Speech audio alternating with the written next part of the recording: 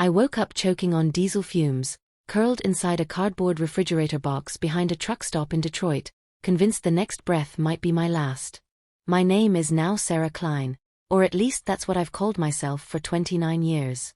3 months ago I still believed I was Sarah Klein, happily married marketing director with a downtown loft, a golden retriever named Max, and a husband Daniel, who still held my hand during movies. Until he didn't. Daniel left in the middle of the night with my younger sister, Lauren. Together they drained our joint accounts, framed me for embezzlement at Apex Strategies where I'd just made partner, and watched my life implode from the safety of a beachfront condo in Miami.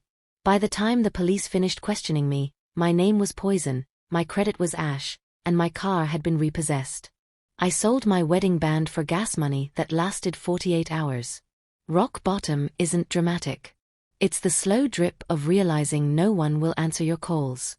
The night I staggered into Haven Light Mission on Jefferson Avenue, I wanted only 2 things, dry socks and a bowl of soup.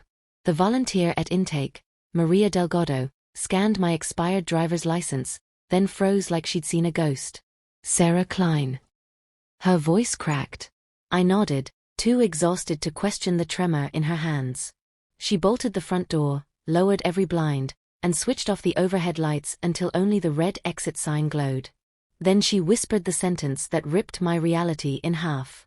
"We've been looking for you since you were 4 years old." The folder she slid across the counter was thick, stamped classified times redacted. Inside, a faded Polaroid of a toddler with a distinctive double crescent scar behind her left ear, the same mark I've hidden under my hair since childhood. Birth name, subject E7/Aria Voss. Date, March 17, 1997. Mother, Dr. Helena Voss, Project Sentinel. Status, presumed deceased in facility breach, child. Unrecovered. Helena Voss hadn't been a Portland schoolteacher who died in a car accident when I was 5. She'd been the head geneticist of a black-budget program engineering resilient humans. Children whose bodies could shrug off cancer, sepsis, even certain poisons. 6 prototypes failed catastrophically. I was the 7th. The only one who lived.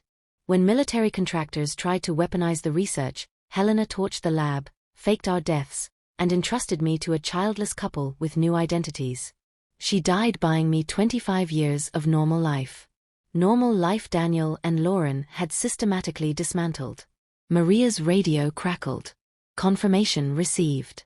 Extraction teams inbound, 2 factions. Outside, tires hissed on wet pavement. 3 dark SUVs blocked the street. Daniel stepped out first, wearing the charcoal coat I'd bought him for our anniversary, flanked by Lauren and a tall silver-haired man I recognized from old company photos.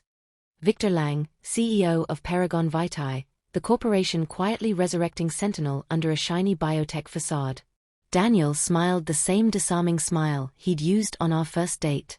"Sarah, honey, let's go home." I tasted blood from biting my tongue. "You burned my life to force me out of hiding." Victor's voice was smooth ice.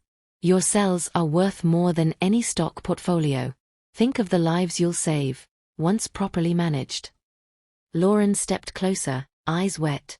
"We didn't have a choice, Sarah. They were coming for you anyway." Gunmetal clicked behind them. Before I could scream, flashbangs erupted from the hallway. Federal tactical units poured in, vests marked DHS, shouting commands. Bullets stitched the air. Maria shoved me toward the kitchen exit as Daniel drew a pistol. "Alive. We need her alive." A round grazed my shoulder, pain flared, then dulled unnaturally fast. I felt the wound knitting even as I ran. We burst into the alley. A plain gray sedan waited, engine growling. The driver, Agent Reyes, didn't waste words. "In. Now."